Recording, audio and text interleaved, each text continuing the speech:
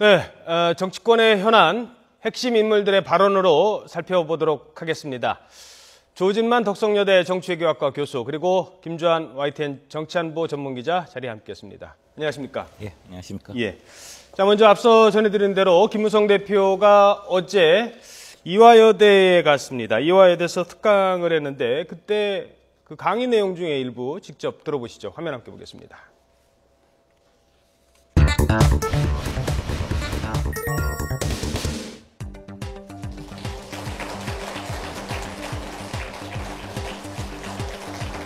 살아보니까 인생은 또 한편 고난의 연속입니다. 이 고난이 왔을 때 얼마나 깊은 고민을 하면서 어떤 선택을 하는가 하는 것이 자기 인생을 결정하는 것이다. 이렇게 저는. 그래서 여러분들은 학생이기 때문에 공부도 열심히 하고 또 노는 것도 열심히 놀아야 되고 제일 제가 부탁드리고 싶은 것은 연애도 열심히 해야 됩니다. 연애를 해야 됩니다. 연애를 해야 사람을 보는 눈이 생깁니다. 우리 둘째처럼 연애를 안 하고 있다가 잘못 선택해가지고 굉장히 어려움을 겪고 있는데 딸 자식 가진 부모에게 이제 꼭 연애하는 기술을 가르쳐야 된다 하는 말.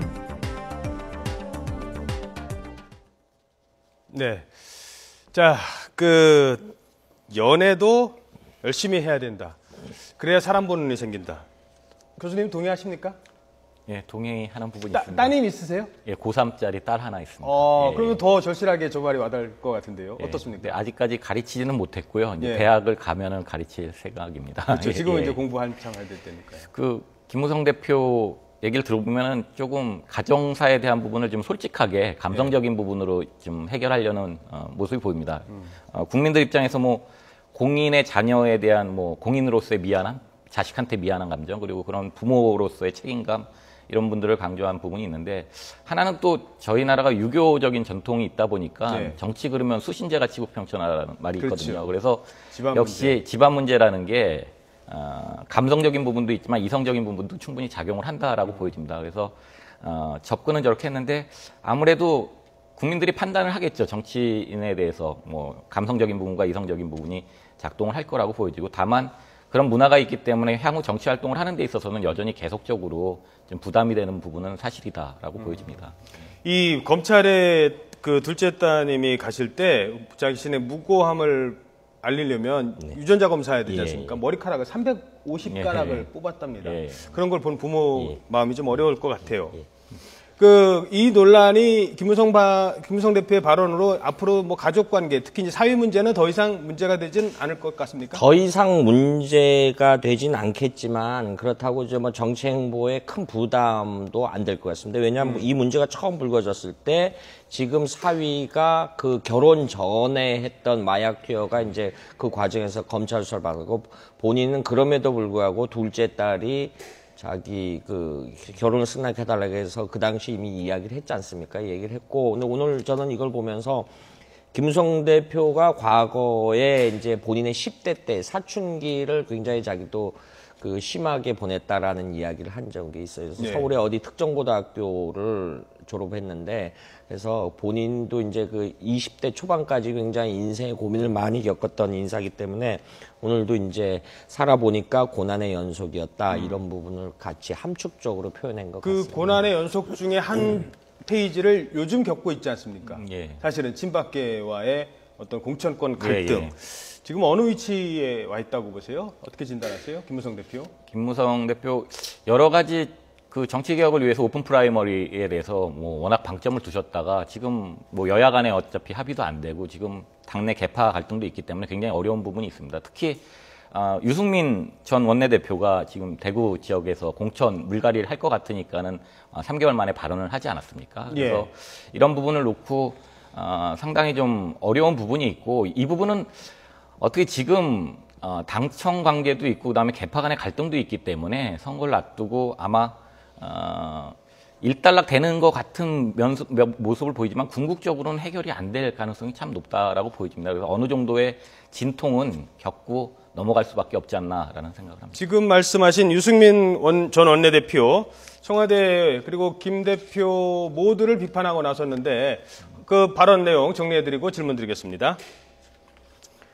당대표와 청와대가 싸우는 것처럼 비치는 것은 안 좋은 현상이며 좀 한심하다라고 했습니다. 한심하다. 그리고 대구 경북 지역이 우선 공천 지역으로 거론되는 것 자체가 자존심 상하는 일로 우선 공천 논란의 특정 지역을 결부시키는 것은 옳지 않다 이렇게 얘기했습니다. 자, 저 말의 배경에는 유승민 전 원내대표와 친한 사람조차도 다음 공천에서 배제될 것 같다는 얘기가 지금 나오고 있기 때문에 그런 건데 어떻게 진단하세요? 이렇게 봐야 되겠죠. 지금 대구 지역의 그 국회의원이 7명입니다. 예. 7명이고 뭐 권은희, 김영국, 홍지만, 윤지혁, 김상은 의원 등인데 이분들이 19대 때 사실상 전략공천 대상자들이었어요.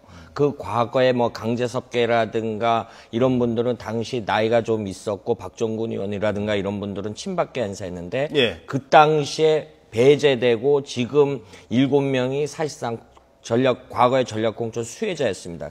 근데 이 사람들이 내년 총선에 되면 전략공천의 피해자로 둔갑할 수 있는 상황이 오는 거죠. 상황이 오게 되니까 그 대구 지역에서는 사실 일부 의견입니다. 한마디면 여기는 선수가 높은 사람을 왜 안 키우냐. 지금 초선들이 몇 명, 7명 정도 있어요. 이 사람들은 재선을 시켜야 된다는 게 유승민 대표가 전 대표의 이야기는 그래야 대구 지역 발전도 되고 계속 이런 식으로 교체되면은 이게 공천의 악순환 이게 되기 때문에 이런 부분을 염두에 두고 본인도 거기에 포함될 여지가 크고 예. 이런 부분이 있죠. 자, 그 짧게 하나만 예. 더 질문 드리죠.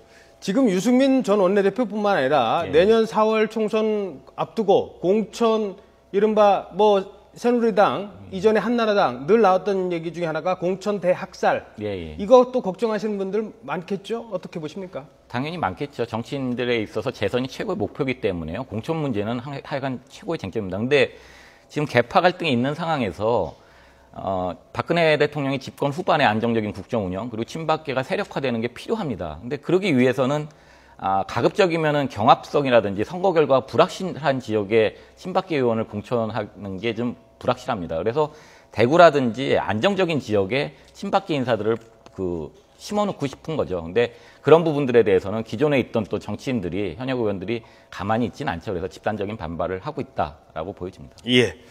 자, 그런가 하면 또 야당에서는 새정치민주연합에서는 문재인 대표 지금 계속 문재인 대표가 당을 끌고 가는 게 맞지 않다라고 얘기하는 사람들이 나오고 있는데 이런 상황에서 한마디 했습니다. 함께 보시죠.